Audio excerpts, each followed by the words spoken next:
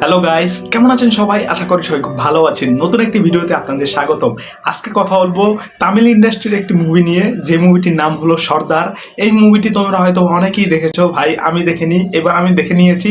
এই মুভিটা হলো কার্তির, যার কথা না বললেই নয়, তার অ্যাক্টিং নিয়ে, তার পারফরমেন্স নিয়ে যে কথা না বললেই নয় ভাই, যে এরকম একটা পারফরমেন্স দিতে পারে প্রত্যেকটা মুভিতে, তার পক্ষেই এটা সম্ভব। এবং এই মুভিটা ধরো আমি দেখে ভাই অবাক, যে কি ভাই এই মুভিটা। এবং এই মুভিটা অ্যানালাইসিস করে আমি জানতে পেরেছি এই মুভিটার বাজেট হলো 30 কোটি টাকা এবং এটার কালেকশন হলো প্রায় 100 কোটি টাকা।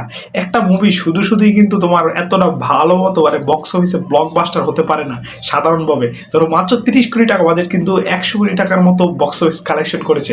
এটা শুধুমাত্র কার্তির পারফরমেন্সের কারণেই, দমদারের কারণেই শুধুমাত্র এটা সম্ভব।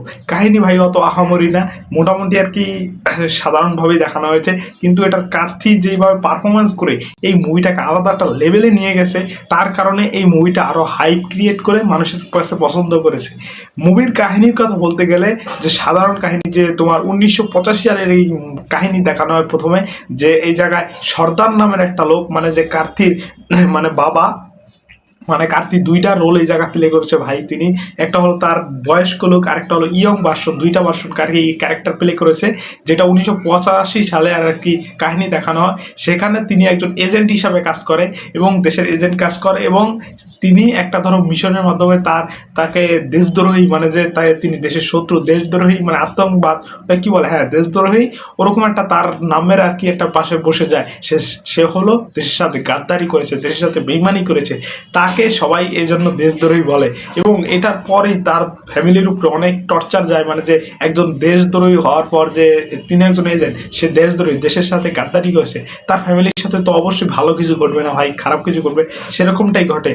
তারপরে আমাদের দেখানো হয় যে কার্থির ইয়ং লুক, সেই বিজয় আর কি, তার কাহিনী দেখানো হয়। তিনি হলো একজন পুলিশ অফিসার এবং তিনি ধরো সত্যের পথে থাকে এবং এই সত্য ন্যায়ের পথে থাকে, এবং তিনি মনে করেন যে তার বাপ একজন খারাপ লোক, তিনি একজন দেশদ্রোহী। কিন্তু তার কাছে একটা ফাইল আসে এক সময়, ফাইলটা দেখে তিনি অবাক হয়ে যান, না ভাই, তার বাপ একজন দেশদ্রোহী না, তিনি হলো একজন দেশপ্রেমিক এবং তিনি দেশের জন্য অনেক কিছু করেছেন, এই ফাইলটা থেকে বুঝে যায়। এবং কাহিনী হলো যে তোমার তিনি এই তার বাপকে দেশদ্রোহী থেকে একবার দেশপ্রেমিক, মানে যে একজন ভালো মানুষ কি করে আর কি, যে মানুষের কাছে জানাবে, সেটাই এই মুভিতে দেখাবে। যে তার ছেলে হয়ে তার বাপকে, মানে যে ছেলে বাবাকে কিভাবে যে দেশদ্রোহী থেকে একজন দেশপ্রেমিক বানাবে, মানে যে মানুষের কাছে জানাবে কি করে, সেটাই এই মুভিতে দেখানো হয়েছে। তুমি এই মুভিটা দেখো, তাহলেই বুঝবে এটা কি করে হয়েছে।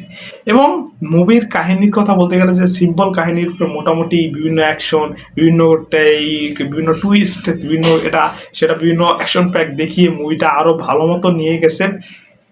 এই মুভিতে ভাই কথা বলতে গেলে সবার প্রথম আসবে কার্তির অ্যাক্টিং।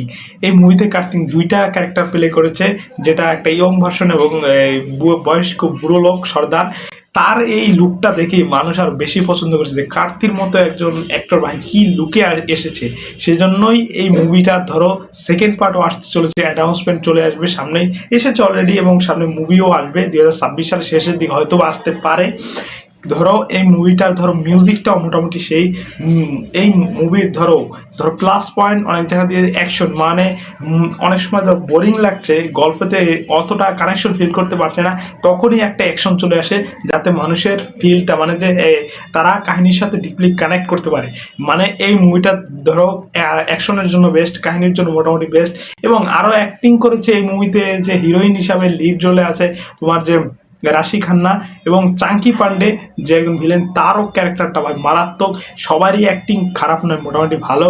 এবং বিশেষ করে ধরো এই মুভিতে চাঙ্কি পান্ডে অনেকটা ধরো পারফরমেন্স যে করেছে, সেটা অনেকটা মুভিতে ইম্প্যাক্ট ফেলেছে, যে ইম্প্যাক্টটা ফেলার কারণেই মুভিটা আরও দমদার হয়েছে। যে এই মুভিতে ধরো সর্দার মুভিটা আমারই কিছু না হলেও দুইটা লুক বা দুইটা টাইমলাইন দেখিয়ে আলাদা একটা ফ্লেভার, মানে যে আলাদা একটা গল্পে নিয়ে গেছে, যে তার ডার্ক সাইড, তার এই সামনের একটা সব অস্থির হয়েছে ভাই।